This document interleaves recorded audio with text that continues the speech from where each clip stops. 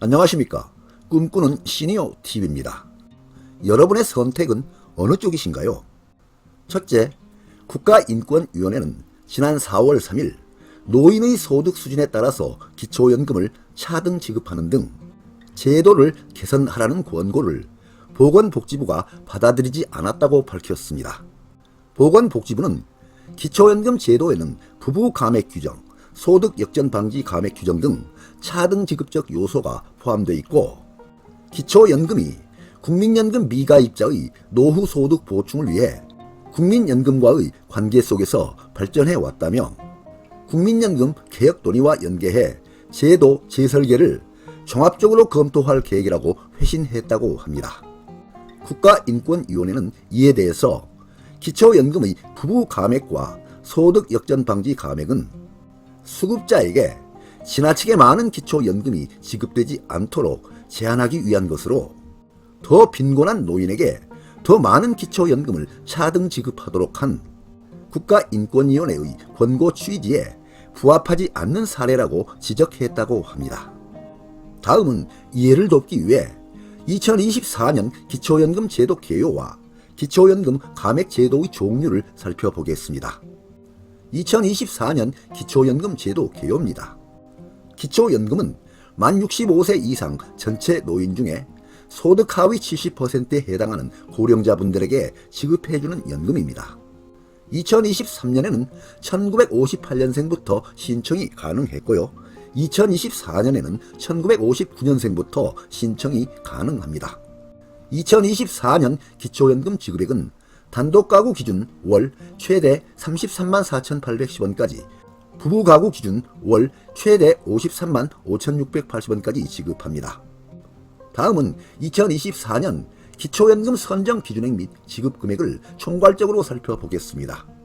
단독가구는 소득 수준 하위 70% 이하에게 소득 선정 기준액은 월 213만원, 지급금액은 최대 월 33만 4,810원까지입니다. 부부가구는 소득 수준 하위 70% 이하에게 소득 선정 기준액은 월 340만 8천원, 지급금액은 최대 월 53만 5,680원까지입니다.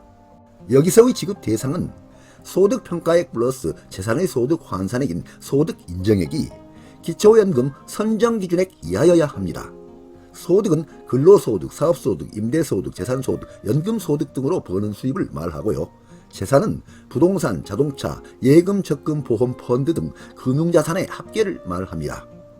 그리고 기초연금에서는 감액제도를 운영하고 있는데요. 상대적으로 소득이나 재산, 기타 연금소득이 있는 경우에는 지급액이 감액되거나 아예 못 받는 경우가 생길 수도 있습니다. 이와 같이 기초연금은 감액제도라는 것이 있어서 기준연금액에서 감액을 한 후의 산정금액을 지급하고 있습니다.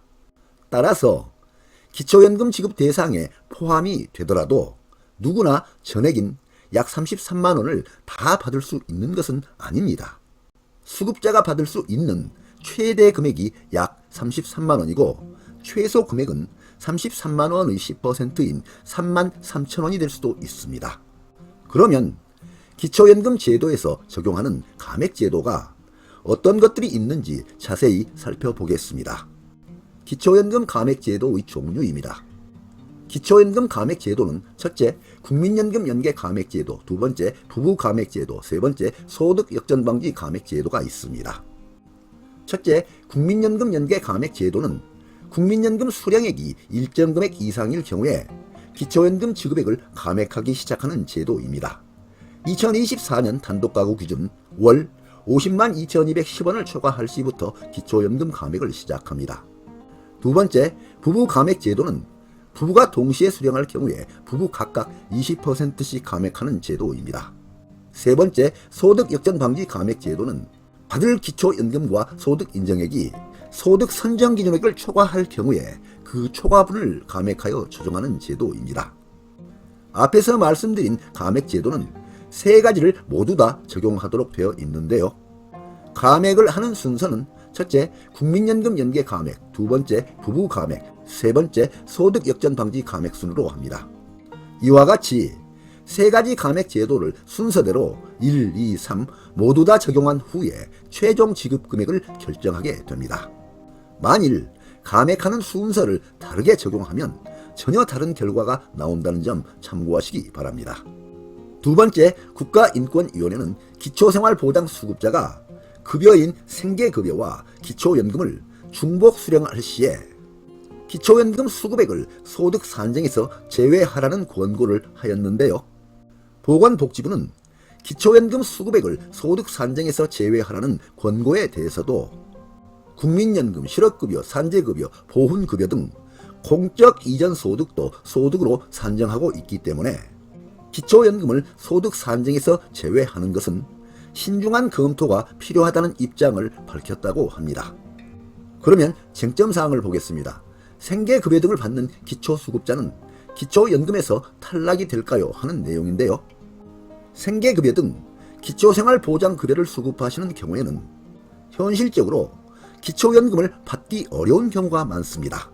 물론 기초생활수급자라고 해서 무조건 기초연금을 받지 못하는 것은 아닙니다. 현행법 규정에서 형식적으로는 신청을 해서 기초연금을 받을 수는 있습니다. 그러나 기초수급자가 기초연금을 받으면 기본공제 없이 그 받은 기초연금액 100%가 소득인정액에 반영되기 때문에 소득인정액이 올라가게 됩니다. 그러면 결국 기초연금을 받은 만큼 생계급여가 삭감이 되고 경우에 따라서는 기초수급자분들이 추가 혜택으로 받고 있는 의료급여 등의 수급 자격에서 탈락되는 등 기초수급자의 추가 혜택까지 없어질 수도 있기 때문에 기초수급자분들 중 많은 분들이 아예 기초연금 신청을 안 하고 있는 실정입니다.